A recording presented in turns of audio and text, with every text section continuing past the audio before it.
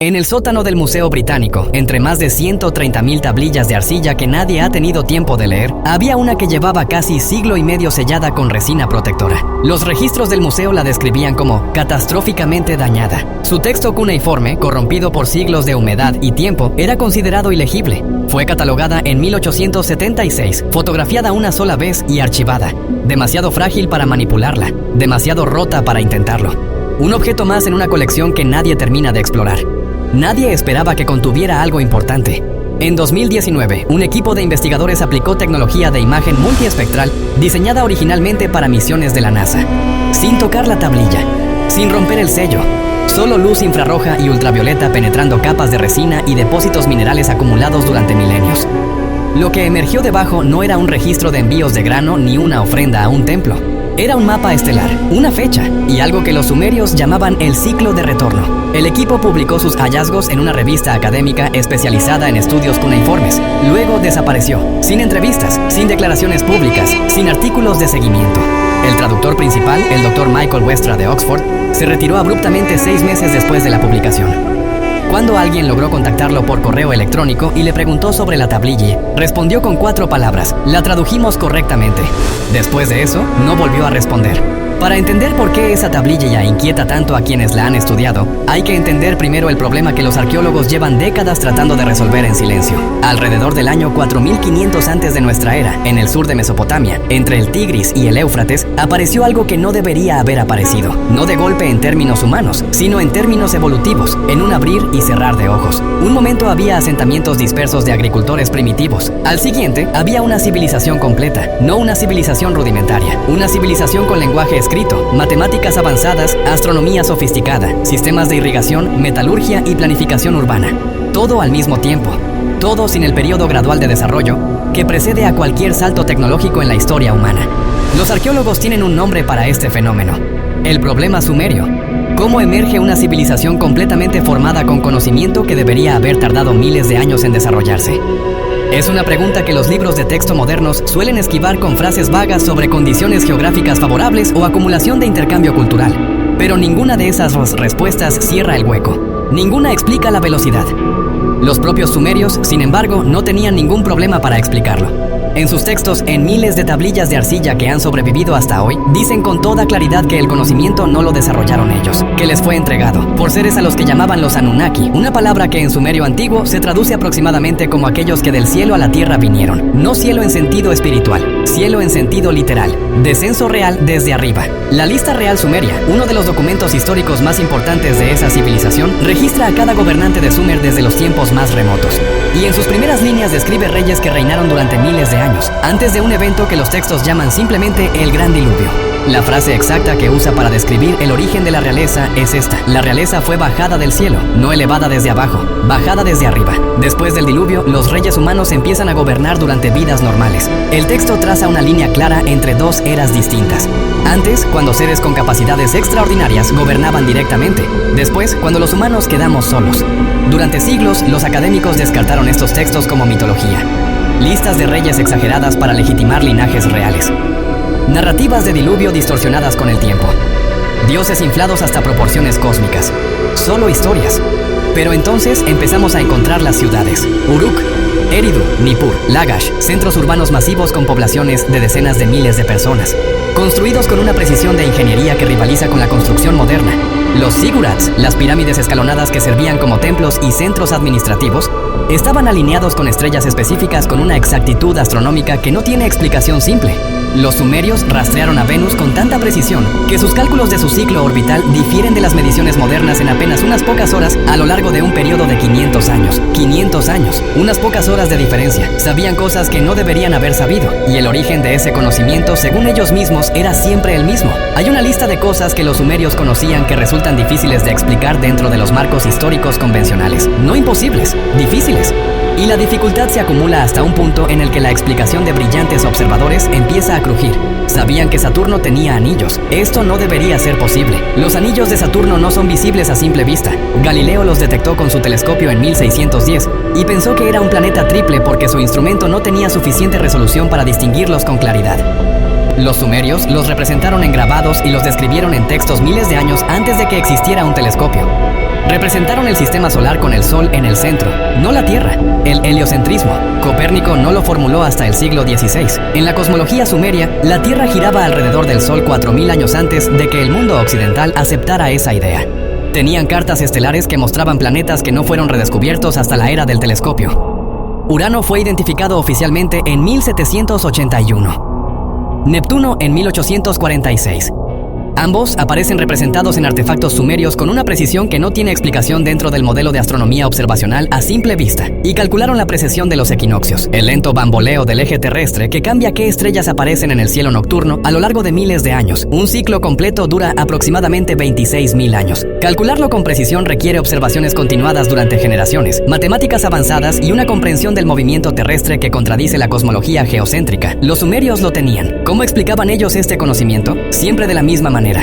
Los Anunnaki vinieron de un planeta que llamaban Nibiru, que seguía una órbita elíptica altamente inclinada que lo llevaba a los confines del sistema solar y lo traía de regreso hacia el interior cada 3600 años. Durante esas aproximaciones orbitales, los Anunnaki regresaban a la Tierra, supervisaban a su creación, entregaban nuevas instrucciones y volvían a partir. La respuesta estándar de la academia es sencilla. Los sumerios eran astrónomos brillantes que dedujeron todo esto a través de la observación paciente, y las historias de los Anunnaki son simplemente la forma en que una cultura premoderna explicaba fenómenos naturales que no comprendía, dioses como metáforas de planetas, mitos como ciencia primitiva. Es una respuesta razonable, hasta que aparece la tablilla sellada. La tablilla que el Museo Británico tenía guardada bajo el número de catálogo MS3848 fue extraída de las ruinas de Nippur, en el actual Irak, y registrada en la colección del museo en 1876. Desde ese momento, los registros internos la describían consistentemente de la misma manera. Catastróficamente dañada, texto ilegible, demasiado frágil para manipulación directa. Nadie intentó leerla durante 143 años. La tecnología de imagen multiespectral que el equipo del Dr. Westra usó en 2019 fue desarrollada originalmente para analizar la superficie de otros planetas sin necesidad de contacto físico. Funciona proyectando luz a longitudes de onda específicas, infrarrojo y ultravioleta principalmente, y capturando cómo diferentes materiales responden a cada frecuencia. En objetos arqueológicos permite revelar tinta o marcas que son completamente invisibles bajo luz normal, incluso a través de capas de suciedad, minerales depositados o, en este caso, resina protectora. Lo que emergió bajo ese proceso no fue lo que el equipo esperaba encontrar. El texto estaba escrito en un dialecto mixto, acadio mezclado con sumerio arcaico más antiguo. Eso en sí mismo era inusual y sugería que alguien había copiado o compilado material de fuentes distintas en diferentes periodos, pero el contenido era lo que no tenía precedente entre los miles de tablillas ya traducidas. Era un mapa estelar, no simbólico, literal. Describía con precisión la posición de cuerpos celestes en fechas específicas. Una conjunción de Júpiter, Saturno y Marte en la constelación que hoy llamamos Acuario, la posición de Venus relativa al cúmulo estelar de las Pléyades, y referencias explícitas a la precesión de los equinoccios.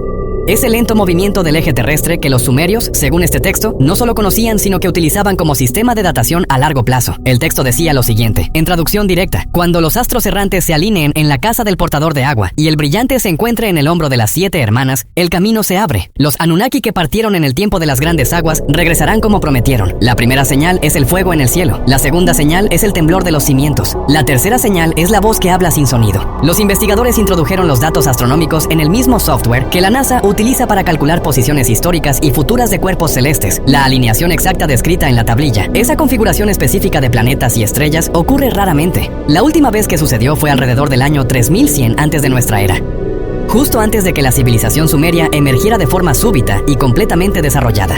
La próxima vez que ocurre es en 2029.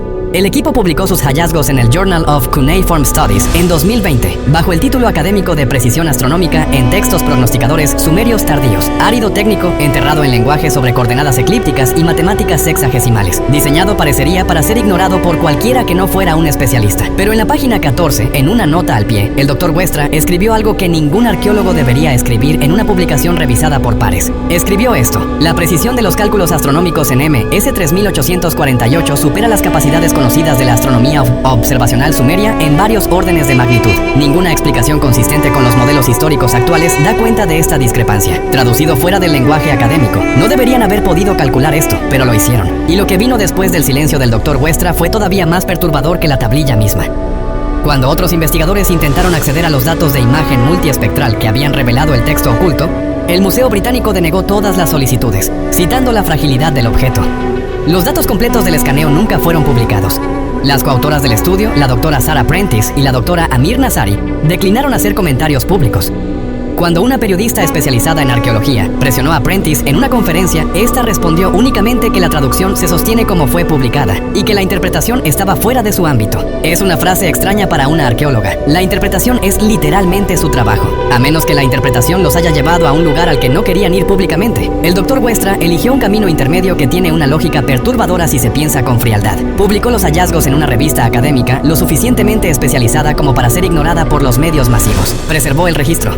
Cumplió con el protocolo científico y luego desapareció antes de que alguien pudiera hacer preguntas de seguimiento. No enterró la información. Tampoco la amplificó. La dejó ahí, guardada en el lugar más seguro que existe para algo que no quieres que nadie encuentre, una publicación académica que nadie lee. Si quieres entender por qué los descubrimientos más perturbadores de la historia antigua terminan enterrados en revistas que nadie lee, suscríbete. Cada semana analizo hallazgos como este que hacen que la historia oficial parezca un borrador incompleto. Pero el silencio de los investigadores es solo una parte de lo que hace inquietante a esta tablilla, porque el texto no termina con el mapa estelar. Hay más, mucho más. La tablilla describe lo que los Anunnaki esperan encontrar cuando regresen. Y para entender el peso de esa descripción, hay que entender primero lo que los sumerios creían que eran los Anunnaki en relación con la humanidad. Los textos sumerios no tratan a los Anunnaki como dioses en el sentido religioso moderno. No son fuerzas abstractas de la naturaleza ni proyecciones espirituales de fenómenos incomprendidos. Son descritos como entidades físicas, con cuerpos, con necesidades, con una agenda concreta que incluía a los seres humanos como pieza central, aunque no como protagonistas. Según los textos, los Anunnaki necesitaban trabajadores. Específicamente necesitaban oro, para propósitos que los textos nunca explican del todo, y crear una fuerza de trabajo eficiente requería modificar genéticamente a los homínidos que ya existían en la Tierra. El resultado de esa modificación fue lo que los sumerios llamaban los hijos del barro, nosotros. No es metáfora. Los textos sumerios describen el proceso con un nivel de detalle que resulta incómodo al leerlo con ojos modernos. Enki, uno de los principales Anunnaki, mezcla su propia sangre con la arcilla para dar forma a los primeros humanos. La palabra que usan para ese proceso de modificación es la misma que usan para describir el trabajo de un artesano sobre un material. No creación divina desde la nada, intervención técnica sobre algo que ya existía. Esta narrativa cobra una dimensión diferente cuando se considera que en 2003, el proyecto Genoma Humano confirmó la presencia en el ADN humano de secuencias que no siguen el patrón gradual de mutación observable en 1000 años antes. La obsesión sumeria con los linajes de sangre encaja en este marco de una manera que va más allá de la política dinástica. Sus listas reales no solo registraban nombres y fechas de reinado, registraban genealogías que se remontaban directamente a los Anunnaki. Describían un periodo en el que los Anunnaki se mezclaron con los humanos, creando linajes híbridos que gobernaron como reyes sacerdotes, seres que no eran completamente humanos ni completamente Anunnaki, algo intermedio. El épico de Gilgamesh, uno de los textos escritos más antiguos que existen, describe a su protagonista como 2/3 dios y 1/3 humano, no como una hipérbole poética sobre su grandeza. El texto lo trata como un dato biológico. Su madre, Ninsun, es descrita como una diosa, su padre como un rey humano. Gilgamesh posee fuerza sobrehumana, una vida extendida y conocimiento más allá de lo normal para un mortal. El relato no celebra estas características como dones divinos abstractos, las trata como consecuencias directas de su composición genética. Y entonces aparece en la tablilla sellada una frase que los investigadores tardaron en publicar, incluso en la nota al pie donde finalmente la incluyeron. Los primeros que regresan son los vigilantes. Llegan antes de que la alineación se complete para preparar el camino. Se mueven entre los hombres sin ser vistos, tomando medida de lo que ha sido construido, de lo que ha sido olvidado. Marcan a Keyama, aquellos que llevan la sangre antigua. El linaje ininterrumpido desde el tiempo de la mezcla. La sangre antigua. El linaje ininterrumpido desde el tiempo de la mezcla. Esa frase es la que más tiempo ocupó en las notas de trabajo del equipo de Westra antes de la publicación. No porque fuera difícil de traducir, porque era difícil de publicar sin que pareciera que estaban afirmando algo que ningún investigador serio quiere afirmar públicamente. La tablilla también menciona los Mi. En la mitología sumeria, los Me eran objetos físicos que contenían el conocimiento fundamental de la civilización, no conceptos. Objetos que podían ser robados, perdidos, transportados, escondidos. En uno de los textos más conocidos de la tradición sumeria, la diosa Inanna emborracha al dios Enki y le roba los Me, transportándolos a su ciudad de Uruk. Toda una narrativa mitológica construida alrededor del robo físico de objetos que contienen conocimiento. Si los Me fueran simplemente representaciones simbólicas de ideas abstractas, ¿por qué construir mitos enteros sobre la posibilidad de robarlos físicamente? ¿Por qué describir el transporte en barco de objetos que, si fueran metafóricos, no ocuparían espacio en ninguna embarcación? La tablilla sellada los menciona directamente. Dice: cuando los vigilantes completen su reconocimiento, llegan los guardianes de las puertas. Traen los Me de la renovación, los patrones que rehacen lo que fue roto. Quienes recuerden los pactos antiguos serán convocados. Quienes los hayan olvidado serán dejados a las aguas que suben. Las aguas que suben. Ahí está de nuevo. La misma imagen que atraviesa toda la tradición sumeria desde sus textos más tempranos. El diluvio sumerio no es una historia sobre la ira de un dios ofendido. Es, en los textos originales, una decisión administrativa. Los Anunnaki debaten qué hacer con la humanidad. El problema específico que mencionan es que los humanos se han vuelto demasiado numerosos y demasiado ruidosos. Literalmente, el texto dice que el ruido de la humanidad impedía dormir a los Anunnaki, lo que suena absurdo hasta que se considera que podría ser una forma de describir una población que ha crecido más allá de los parámetros del diseño original. Enki, el Anunnaki responsable de la creación de los humanos, advierte en secreto a un hombre llamado Atrahasis que construya una embarcación y salve a su familia y a los animales. Después del diluvio, los Anunnaki deciden implementar limitaciones.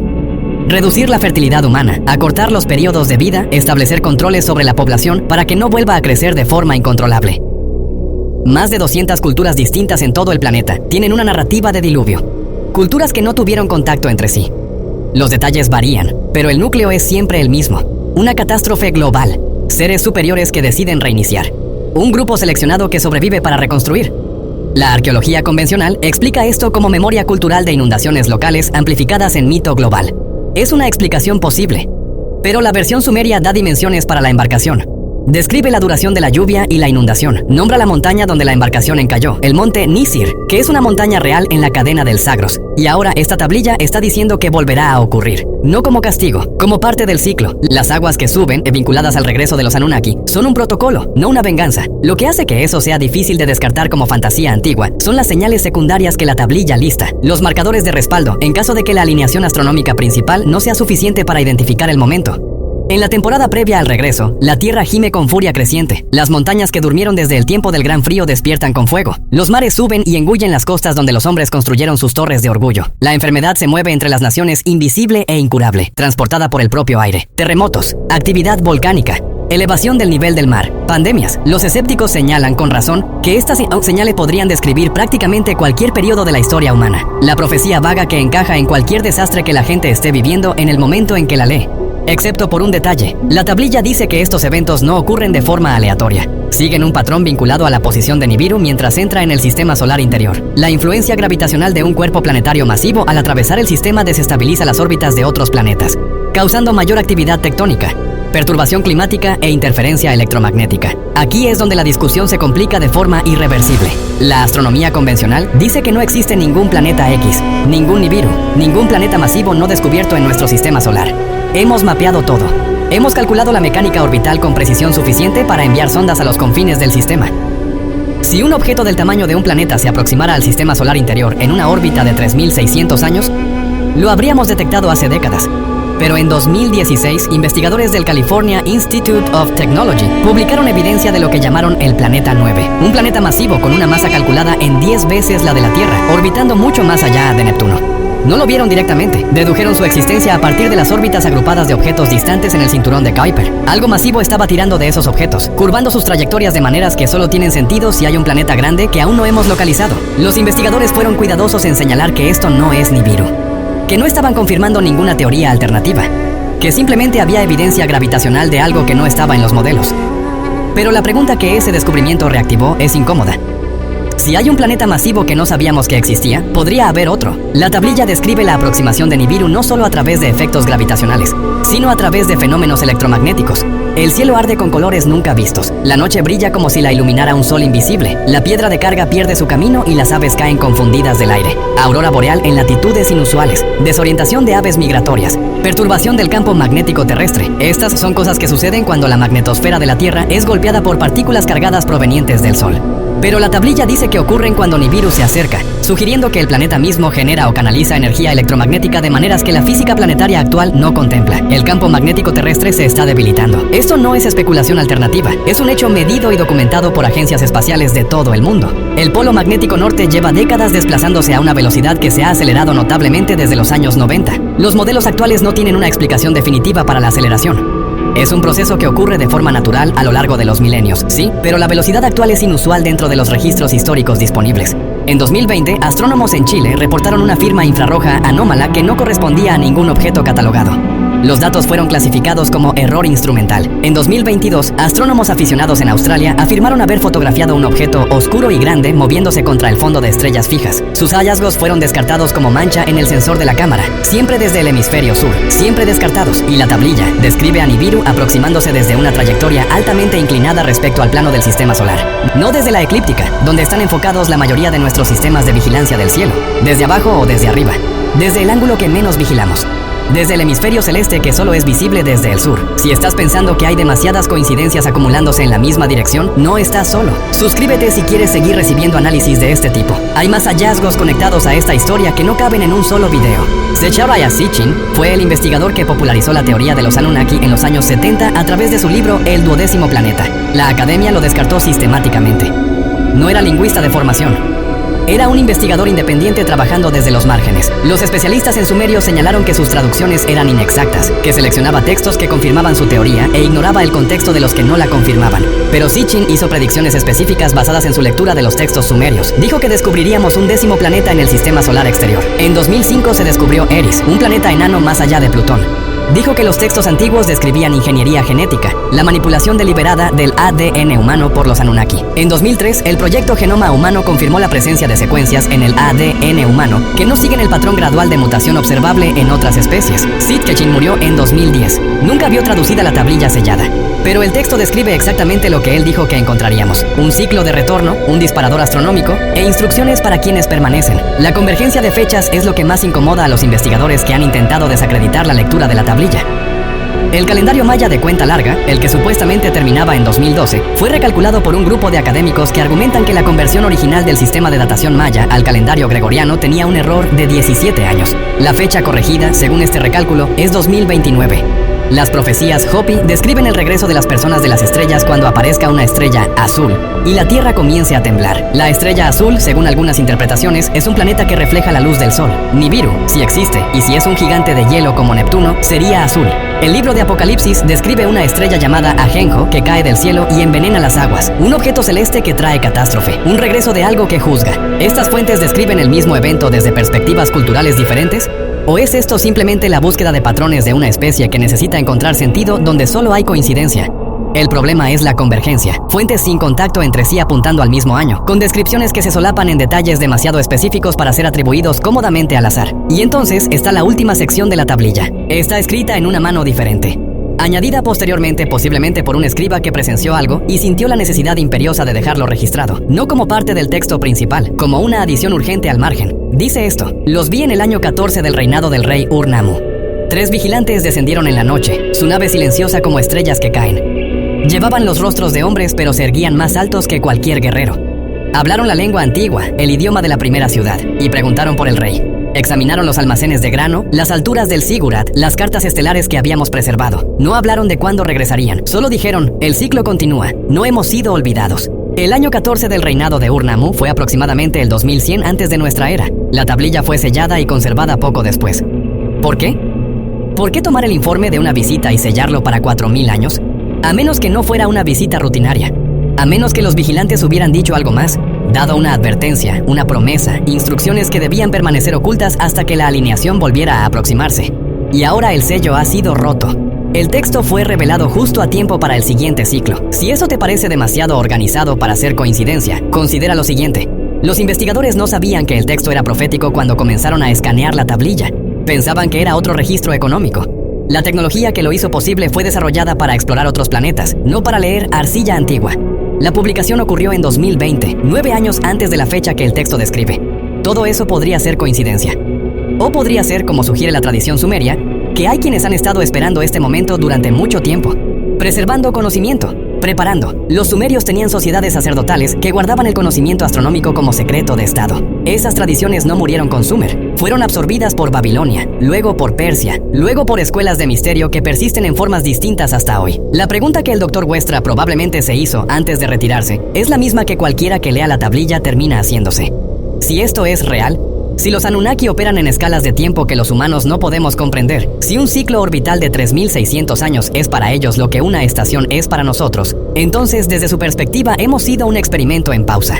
Un cultivo plantado hace milenios, dejado crecer, y al que ahora se acerca la hora de la evaluación. La tablilla describe 2 posibles resultados para esa evaluación. Si los hijos del barro han ascendido a las estrellas y hablan a través del vacío, están listos para la próxima ascensión. Si todavía guerrean entre sí y envenenan el jardín, son marcados para otra limpieza. Los vigilantes entregarán el recuento de los dignos. Los guardianes de las puertas separarán la cosecha. Hemos alcanzado el primer criterio.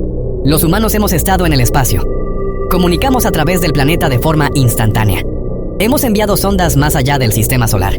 Según el estándar de la tablilla, hemos ascendido a las estrellas. Pero el segundo criterio es donde la evaluación se complica. Seguimos en guerra. Seguimos destruyendo el entorno que habitamos. Por cualquier medida objetiva, hemos alcanzado el umbral tecnológico pero fallado el moral. Y según la tablilla, eso es lo que determina lo que viene después. Ascensión significa modificación genética. Los Anunnaki alteraron el ADN humano una vez para crearnos. Los textos sugieren que pueden hacerlo de nuevo. Desbloquear capacidades latentes, extender el período de vida, mejorar la cognición. Evolución por intervención, no por selección natural. Limpieza es más simple, un reinicio. Reducción de la población, desmantelamiento de las estructuras de poder existentes. Comenzar de nuevo con un remanente seleccionado. El diluvio fue una limpieza anterior. La tablilla sugiere que el fuego, la plaga y el colapso son métodos alternativos disponibles. La pregunta que mantiene despiertos a los investigadores que han estudiado este texto no es si los Anunnaki son reales, es si esto es profecía o agenda. ¿Está la tablilla prediciendo lo que podría ocurrir o describiendo lo que ocurrirá según un plan puesto en marcha hace miles de años? El Museo Británico ha verificado la autenticidad de la tablilla. La datación por radiocarbono de residuos orgánicos en la arcilla confirma que fue horneada en el 2º milenio antes de nuestra era. El estilo cuneiforme coincide con otras tablillas del periodo. El sello de resina fue documentado en los registros del museo en 1876, mucho antes de que existiera cualquier teoría sobre los Anunnaki. Entonces, o los sumerios hicieron una predicción increíblemente precisa sobre posiciones planetarias 4000 años en el futuro, o tenían conocimiento que no deberían haber podido tener, y si tenían ese conocimiento lo obtuvieron de algún lugar o de alguien. 6 años, eso es lo que la tablilla da. 6 años para observar el cielo, monitorear las señales y ver si la profecía antigua se convierte en realidad moderna. Los investigadores no hablan, las instituciones no publican los datos completos, pero la alineación se aproxima independientemente de que alguien la reconozca o no. Júpiter, Saturno y Marte en Acuario. Venus en las Pléyades. La configuración que los sumerios dijeron que abriría el camino. Y si tenían razón, si los Anunnaki cumplieron su promesa, estamos a punto de descubrir cómo termina una separación de 3600 años. Si vienen como salvadores ofreciendo ascensión o como jueces trayendo limpieza. La tablilla no lo dice, solo dice que regresan.